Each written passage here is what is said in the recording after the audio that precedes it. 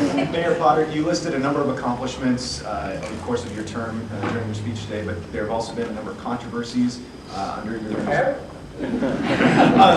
the tram, the police bureau, a number of things.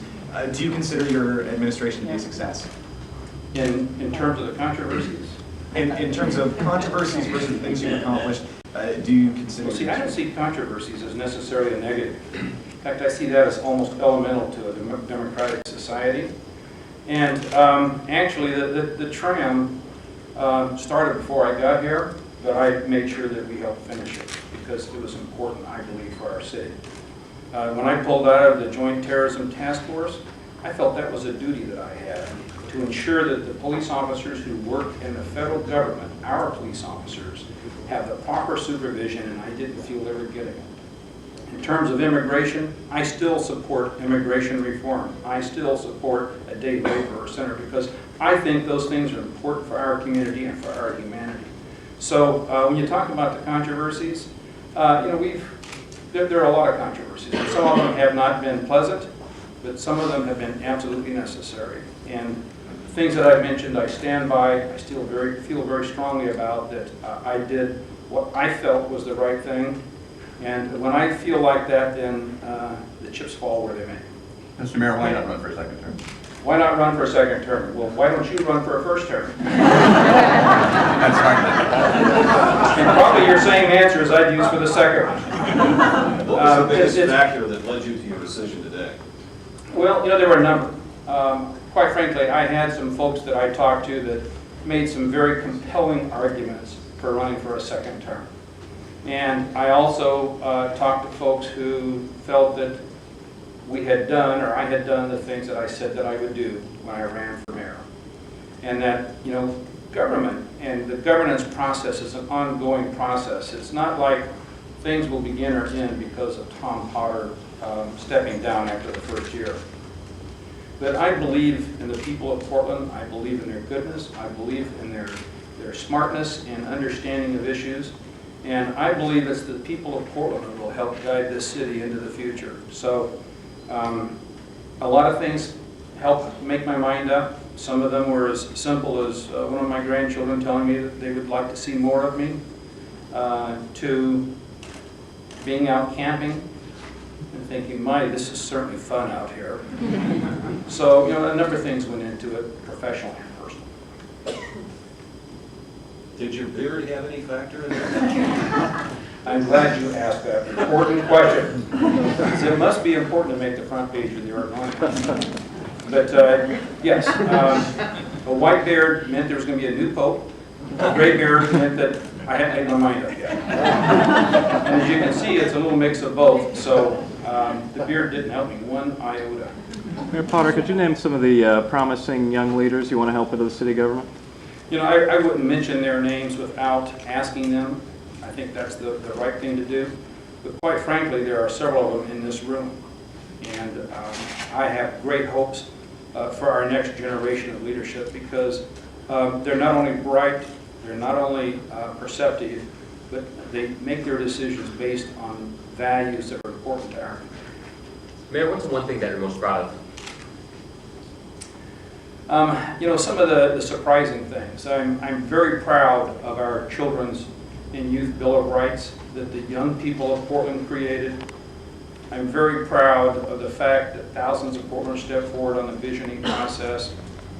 But just this thing we were talking about, the emerging leadership in Portland, I was very proud that I could play a small part in helping bring some of those folks together to consider what their options were, and particularly in the area of public service. Portland is going to be well served into our future by this next generation. Is there any concern that you would be a lame duck for the rest of the 16 months? I know it's not the same as Congress, but is there any concern there? Do you still have the oomph to carry it through for the next 16 months? I have no intention of being a lame duck. I met with the commissioners this morning, told them that I wanted to work with them, that I've got a number of projects that I want to see the completion over the next 16 months, and all of them, to a person, have agreed to work with me on those things. And besides that, I can't fire. Will you endorse another candidate? This young Andy Dworkin back here has been so patient. That's a decent question. Oh, it was just decent, Christian, but go ahead. Will you endorse another candidate? Not at this time, but down the road, after I see who the candidates are, what their positions are, what they will do with the job, then I will support a candidate and I'll work for them. What are, in terms of institutionalizing some of the things you're working on, you said you have specific things you want to do in the next 16 months. What are some of those things that you'd like to see? Well, let's start with the visioning, because a lot of folks see that as sort of fluff and not substance, but I don't. I see it just the opposite. Is that we have got a community galvanized around the fact that many people in our community who've never had a voice before have a voice. But since the very beginning of the visioning process, we've had the Planning Bureau working with the visioning and attending their meetings, and that in the next several months, we're going to be taking the visioning and translating it into a document called the Portland Plan that we intend to use to help guide not only decision-making while I'm here, but decision-making for our city and our community in the coming years. So that's a very important area, and how we institutionalize our Children's Youth Bill of Rights is really, really important to me. So we're going to be working on how we either close those things, close the loop on them and nail them down, or have transition plans in place that will carry it forward. Was the failure of the charter reform in part of the decision?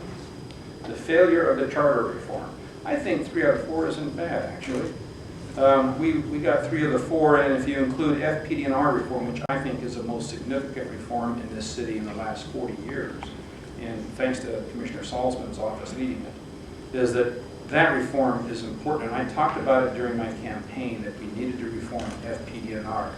And Commissioner Salzman beat me to it, and he did a great job of leading the change. In terms of the change of government, I still think there's a better form of government out there, but the citizens have spoken, and I've listened. Are you upset at all about the stance of the Portland Police Union with regards to you? They're likely to resign. Do you want to talk about it? Well, I appreciated the Portland Police Union's endorsement of Paper Sunday. And I've actually told Robert King on many occasions is that when they support the other candidate, that's actually to my advantage. It certainly was in the last campaign that I ran. And there's a number of changes that still need to occur in the Portland Police Bureau. And I'm going to stay with those changes because I think they're important to the future of all Portlanders.